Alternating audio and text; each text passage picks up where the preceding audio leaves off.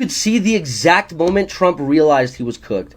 It was during his own birthday parade when he looked out at the crowd and he realized there wasn't one. This man spent $48 million of taxpayer money on what was essentially a sad cosplay of a North Korean military parade. And he still couldn't pull a crowd. We're talking empty bleachers, confused tourists, and one guy holding up a sign saying, "I thought this was a car show." Meanwhile, across the country, millions of people showed up to the No Kings protests. Like it wasn't even close. The protests had bigger turnouts, better music, and somehow more cake. The president looked like a man watching his own political funeral in real time. The smirk faded.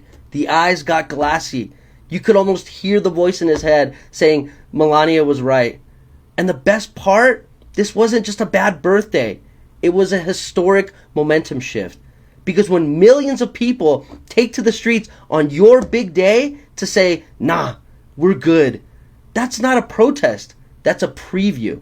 And at this rate, Trump might have accidentally guaranteed a Democratic supermajority. Not just in Congress, in everything. State houses, city councils, PTA meetings. He just handed the left the best voter turnout operation it's ever had by throwing himself a parade no one asked for. So let's keep it up. Ride this wave, organize, vote, stay loud, and let's make sure the only fireworks this guy sees next year are from his ankle monitor lighting up when he steps too far from Mar-a-Lago.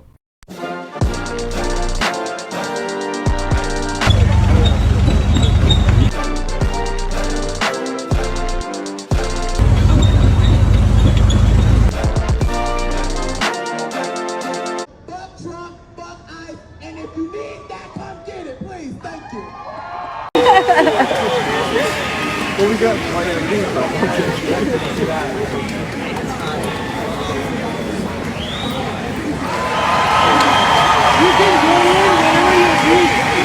I don't like Trump's support of Israel.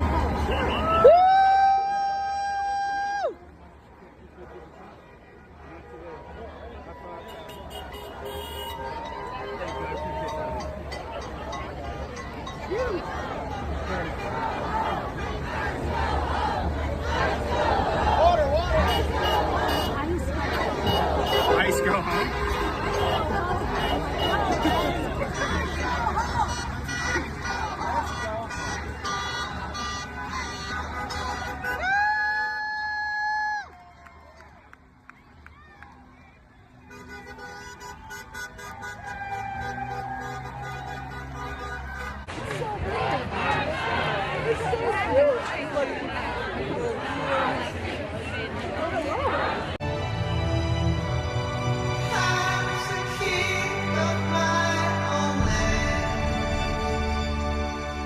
For sure. A joyous directive jump. How's it feel to get arrested at 87? He said, "I'm just beginning."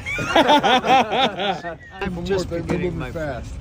Just beginning, okay. I'm going to just get a little sleep, but I'm starting again. Appreciate you. Oh, wow, look at this. We made a bed for you. Waiting on you. Yeah, we can give you a ride.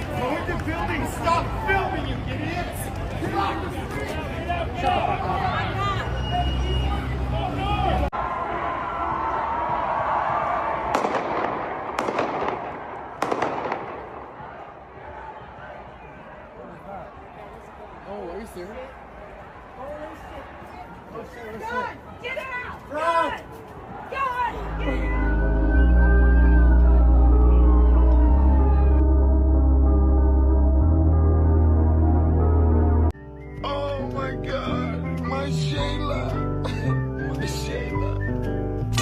When I look at you, I can't believe it's true. You're all I ever dreamed of, and you love me.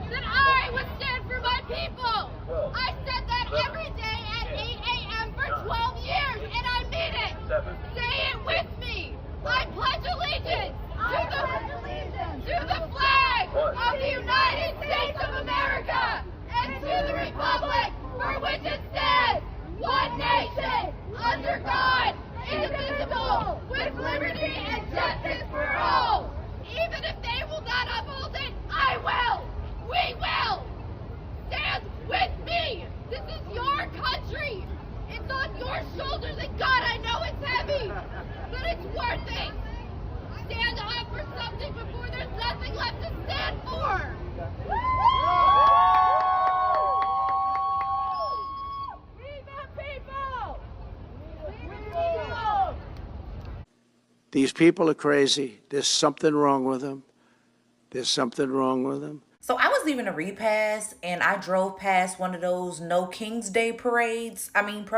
White people ain't angry enough for me. Put that sign down and pick up a bat. And this is why I don't trust anyone else leading revolutionary or liberation type of movement work outside of Black folk. Because y'all will take more time to go to Michael's, get some magic markers, a poster board, stand outside, sing some songs, and ask for bouncy houses than you will actually fight for the liberation of the most marginalized people in the United States of America. You don't need to co-opt chanting no justice, no peace. We already know there's no justice. Pick up a brick, Brittany. Y'all get more active when your hockey team loses. Flip a police car. I saw one video where the people spelled out no king, so I guess helicopters could see it from the sky. What exactly was the end goal? What exactly was gained by that? Because you know, the actual point of a protest is to actually follow up with an active agenda, a plan in place, a marker that says you should be taken seriously. You know them racist family and friends that y'all have that are actually MAGA? Go beat their ass. Like, do something productive. The No Kings protest was similar to Bernie Sanders' Fight the Oligarchy tour in that it is a purposeful misdirection of the class-conscious struggle we are engaging in, and is part of this active whitewashing of radical understanding. That's why so many of you felt like it was performative, because it was. This is why y'all were out there protesting with so many people trying to take America back, as if this country has ever had a time in its entire existence where it wasn't like this. This is why y'all were protesting with people with goofy and insensitive signs that said things like, if Kamala had won, we'd be at brunch. Because the violence itself isn't the issue to these people. It's that the violence isn't being done in a liberal aesthetic. Democrat or Republican, ICE is still abducting people. Democrat or Republican, police are still shooting people. Democrat or Republican, America is still pushing war on the world. Democrat or Republican, your ass is still broke. The only difference is that the people in office wouldn't be as flashy about it. Our issues are bigger than a king or an oligarchy. Our issues are bigger than Trump. And anybody who tries to mystify this truth is playing you. They are ironically trying to individualize the systemic issues we have, because the violence didn't start with Trump, and it won't end with him either. I mean, if you wonder why American society is so divided, I mean divided in so many ways. It isn't just that the divides are deep, it's that the divides are so many. Black and white, race against race, advocates of this issue against opponents of this issue, even men against women and women against men. There isn't a single category within that society that doesn't have some corresponding nemesis. It's just divide and conquer, playing out domestically. And Democrats and Republicans is just another one of these divisions. Politicians serve two functions. The first is to distract you with the performance of democratic government, and the second is to be effigies that can be burned to satisfy public anger when the policies dictated by the private sector impose misery on the population. I've said it before. If you imagine that unelected power of the private sector is going to entrust the public with deciding how things are going to be run and who's going to run things, then you're living in a fantasy. It's absurd. America has subverted, sabotaged, and strangled democracies all around the world. They've been interfering with, tampering with, rigging elections across the globe for decades, from Haiti to Honduras, from Italy to Iran, from Syria to South Africa. They've toppled governments, assassinated elected officials, fixed elections, bribed and bullied and bulldozed democracies on every continent for a century. They don't think that any population in any country in the world can be trusted to elect leaders who will safeguard the interests of the American elite. So what makes you think that they're going to trust you with that power? They rig elections and install whoever they want in country after country, but somehow you think that they're not going to do that in your country. Why, how naive can you be?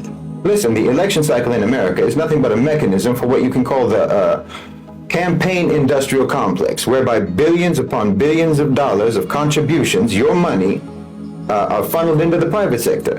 I mean, when you donate to a politician or you donate to a candidate, where do you think that money goes? It goes directly to business. You're not doing anything but increase the revenue streams of consultancies, ad agencies, analytics firms, PR firms, media companies, social media companies, digital marketing agencies, events coordinators, on and on.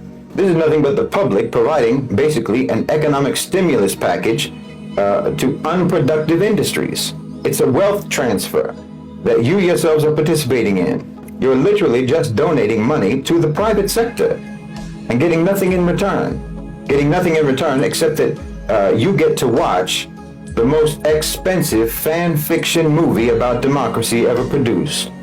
As long as you're fixated on this charade, there's no danger whatsoever of you ever having any impact on policy. You're just facilitating and collaborating with the divide and conquer tactics of the owners and controllers of global financialized capital. And I don't know how you can be so propagandized, to be honest. I don't know how you can be so propagandized that you can't even notice that actually your own media does tell you every day that the government is not in charge. I mean, how many times have you read or how many times have you heard in the media, the market will decide? We'll have to see what the market does and so on. But when they say the market, they don't mean you and I, they mean big business. Multinational corporations, asset managers, stock market whales, not voters, not citizens, not Democrats, and not Republicans. You live in an oligarchy, and your so-called democracy is only performed as a distraction to keep you from noticing that fact.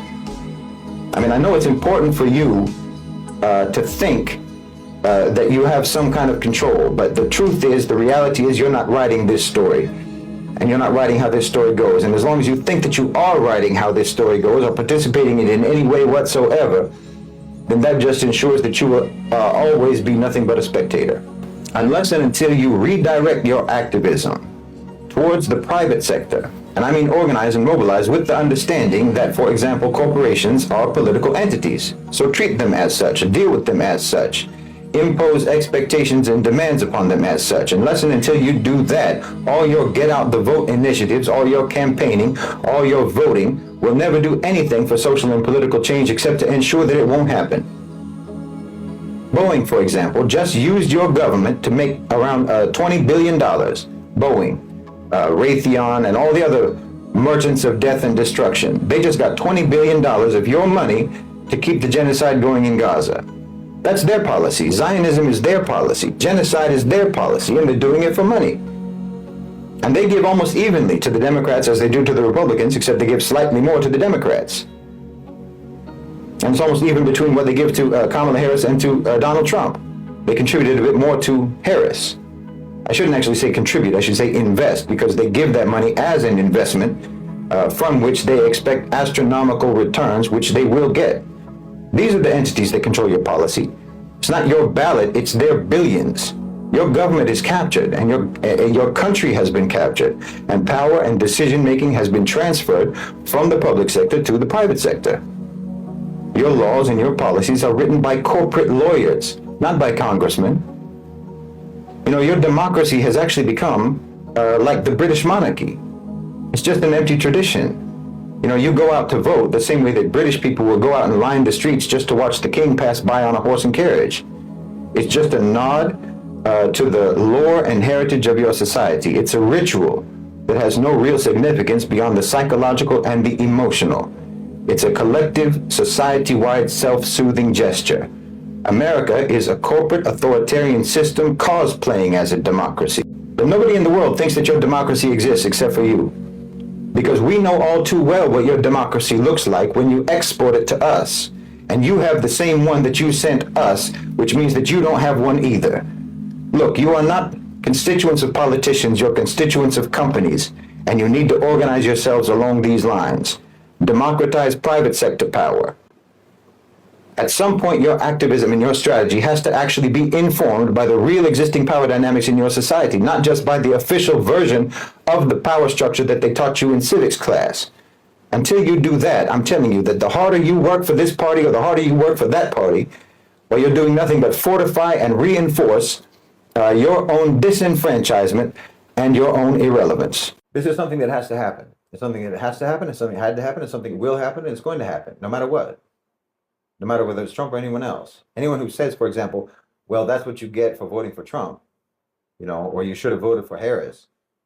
Well, I mean, you're just as You're so thoroughly indoctrinated and participating in the deception and the deflection of that system that you yourself are just as much a cause for the collapse of the United States as anyone else that you blame for it. You know, you created a class of national elites, oligarchical elites, whose private profit interests are no longer connected to your own economy. You did that. They're not connected to any productive activity. They're not connected to any nationality. They're not connected to your standard of living, not to your stability, not to your safety, your prosperity, your success as a nation, or anything. And that class of private sector powers became essentially a nation unto themselves, like I've said many times. A nation that transcends borders. It transcends national interests. They don't have any interests except their own interests. You created that, and you celebrated that, in fact. You still celebrate it, never realizing that they would inevitably sacrifice you for their own profit interests, the same way that they've sacrificed millions of people outside your country. You know, you created this psychopathic class of predators. And you expected them to never bite the hand that feeds them, even though the hand that feeds them has always been feeding them hands. You know, now they can't tell the difference between the food and the feeder anymore. It's all just flesh to them. You can't raise a wolf on human flesh and expect him to distinguish between the human you are feeding him from the human who is feeding him. Eventually, he doesn't see you as his master or his owner anymore. He only sees you as food. Well, you raised a wolf on the flesh of the global south, and it turns out you taste just the same. Yes, wolves don't care if it's dark meat or light meat. They'll chew you up either way. Look, for decades, the military-industrial complex, the MIC, in America, it was a towering giant in America, in the U.S. It was the driver of the economy. They shaped policies at home and abroad. But today, there's a decline in its dominance, and that's been coming for a while.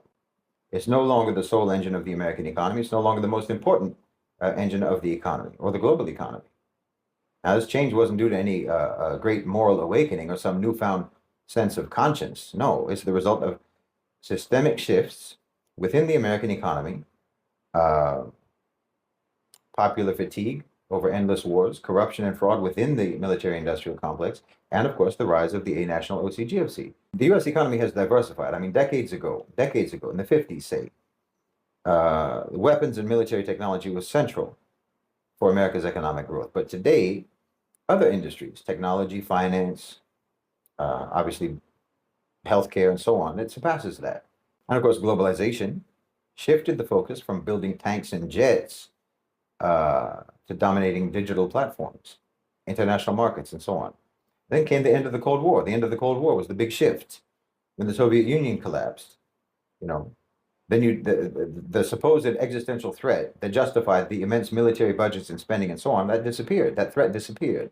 I mean, you tried to come up with new threats, terrorism, war on drugs, what have you, but none of these threats really could justify the scale of investment that was needed to keep the military-industrial complex, you know, influential. And like I said, the public became tired of wars in the 2000s. Iraq, Afghanistan, it drained the American public, emotionally, financially, politically, and people began to question the wisdom of pouring trillions and trillions of dollars into conflicts that only ever resulted in spreading chaos and destruction. Not to mention, you have rampant fraud and corruption in the military-industrial complex. You have overcharging, you have magically disappearing funds, you know, that were handed over to defense contractors. They've misplaced enough money. The military-industrial complex, defense contractors, have misplaced enough money to house every homeless person in America and educate every child. They charge so much for one weapon that China could probably build a dozen for the same price. I mean, if the military-industrial complex has been the vehicle that carried the American economy, well, it sure isn't a fuel-efficient vehicle. It's a gas guzzler.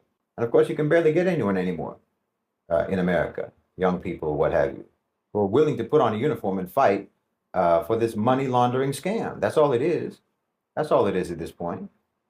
I mean, you want to send your sons and your daughters to go die in a foreign country for Raytheon? That's what they're doing. They're not fighting for democracy. They're fighting for General Dynamics. Well, nobody wants to do that.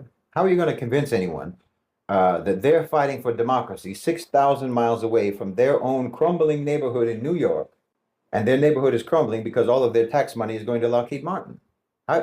You can't convince people to fight for that. You can't. So then, because your pool of soldiers is shrinking, then you have to start changing your approach to killing and carnage.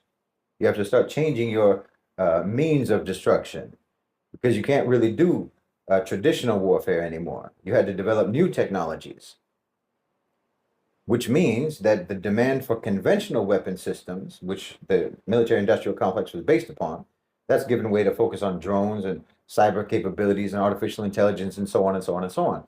So the MIC hasn't disappeared, but its form and its scale has changed. And part of that too is because America started moving manufacturing overseas, globalization and so on. And in order for the military-industrial complex to really maintain its importance, well, domestic manufacturing was key. Domestic manufacturing was key. But pretty soon, more and more companies were keeping their toothbrushes and their shampoo in somebody else's house. And you know what that means. America went from being the wife of corporations to being the side chick.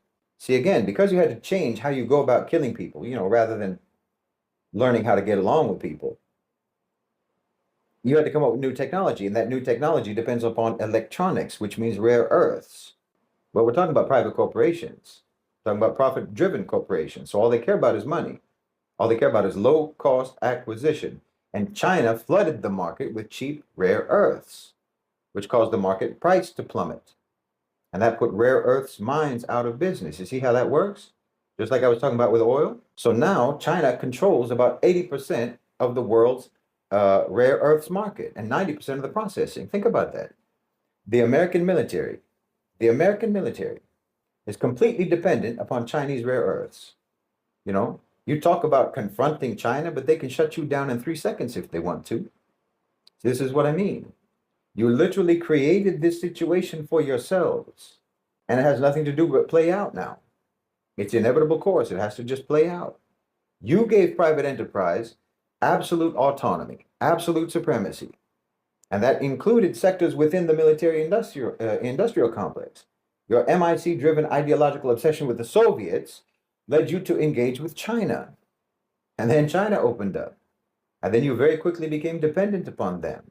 And they have surpassed you to a stunning degree in manufacturing and in technology. And now you can't even make a drone without China. You can't even make a drone. And you need drones because you don't have soldiers. You see? You've been doing nothing for decades now but cultivate your own demise. It's really quite poetic in a way. And in this whole process, like I said, your rich, your companies, your elites are increasingly untethered from your national interests. And now they're floating above the stratosphere, the stratosphere of global financialized capital, and they're looking down and they see America as just another landmass, just another population to be pillaged. And so as the MIC recedes, other factions have risen in prominence. At the forefront, of course, is big tech, which emerged from the military-industrial complex, companies like Apple, Google, Amazon, and so on. These aren't just businesses anymore. Those are oligarchical political powers. They dominate global markets. They shape cultures. They influence politics. They influence politics in ways that the MIC never could even have dreamt of. I mean, they control the flow of information. They control communication. They're gatekeepers of knowledge and power now. They're massive. And then there's, of course, financialization. This is very important. The financial sector not only shapes economic policy, but it exerts immense political influence as well. I mean, the 2008 financial crisis showed us that Wall Street's too big to fail. And since 2008, their grip has only expanded and tightened. I mean, even those tech giants, Google, Apple, and so on, a huge amount of their wealth is actually due to financialization, not sales, not ad revenues. It's through financialization. It's basically fake money. Then, of course, there's the healthcare and the pharmaceutical sectors. Big pharma, it's massive, and obviously incredibly influential politically, as we all saw during COVID. Okay, these are all a-national, along with things like construction and mining and so on, subcategories. And they're all corralled together. All of these diverse business interests, they're all corralled together in asset management firms like BlackRock and State Street and Vanguard. Those three companies constitute what you could call universal owners. They don't operate according to any one country's interests. They don't operate according to any one company's interests. They operate according to the combined interests of international economic sectors. They're the first C in the OCGFC, the owners and controllers of global financialized capital. They're the controllers on behalf of the owners of capital. And they have the reach and they have the portfolios, and they have the power to coordinate and to orchestrate economic planning across the globe on behalf of the vast array of investors. They control literally trillions of dollars, and they're connected to sovereign wealth funds around the world that gives them influence and access to trillions more. They dwarf the military-industrial complex in this regard, particularly since the primary source of money for the military-industrial complex is the American government, which is extremely constraining for them. That's very limiting for them. Asset management companies, they don't have that restriction. So yes, this is the faction that Trump represents. And you'll see that all of his policies serve that faction. I've said this before. You have to look past all of the MAGA rhetoric, all of the nationalist rhetoric, because all of that is all just a camouflage for what will be the shrinkage of America on the global stage and what will be the ransacking of the U.S. economy. It's like if a snake oil salesman was selling cyanide instead of snake oil. That's what Trump is doing. Like, for example, okay, I've already talked about how his energy policy, how that puts the U.S. on a path to energy bankruptcy, not self-sufficiency. And it will only strengthen OPEC, by the way. But also look at withdrawing from the WHO. Okay, American pharmaceutical companies and healthcare providers, insurance companies, and so on, they're expressing concern and disapproval for what he did, for pulling out of the WHO. But who benefits from that? The beneficiaries are going to be all of the so-called emerging economies, emerging markets, and their healthcare providers, their pharmaceutical companies, their insurers, and so forth. They're hindered right now by patent protections, by regulatory restrictions, and policies against, especially against generic drug production and so on. India and China, for example. This is very important for them. So this is actually the sidelining of America. And of course, the same is true, of course, obviously, with tariffs. You know, basically everything that Trump proposes or promises or wants to do, all of it amounts to shutting America off from the world and directing everybody elsewhere, you know, telling all business to go elsewhere. The only place he approaches with open hostility, you know, from a policy point of view, the only place he approaches with any hostility is Europe and other Western countries, other allies. I mean, he might be serious about trying to take control of the Panama Canal. He might be serious about that. But I think that mostly has to do with just confirming that America is only going to be interested in having influence in the Western Hemisphere, in the global North.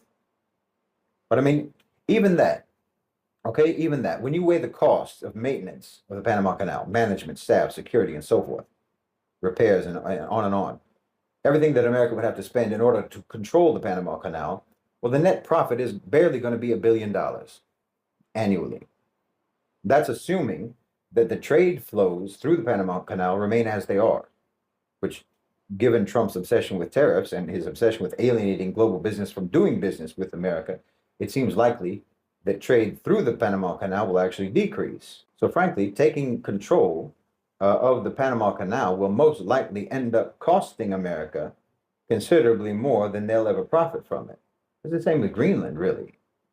You know, I mean, given how disruptive and how alienating it would be for America to actually force Denmark to sell them Greenland, you know, plus the amount of investment that they would have to put in, the initial cost and the investment and taking over services and so on inside of Greenland. Even with Greenland's natural resources, the U.S., I think, would be lucky to break even. I mean, that's if we take it seriously in the first place. Like I said, nothing Trump says should ever be taken at face value.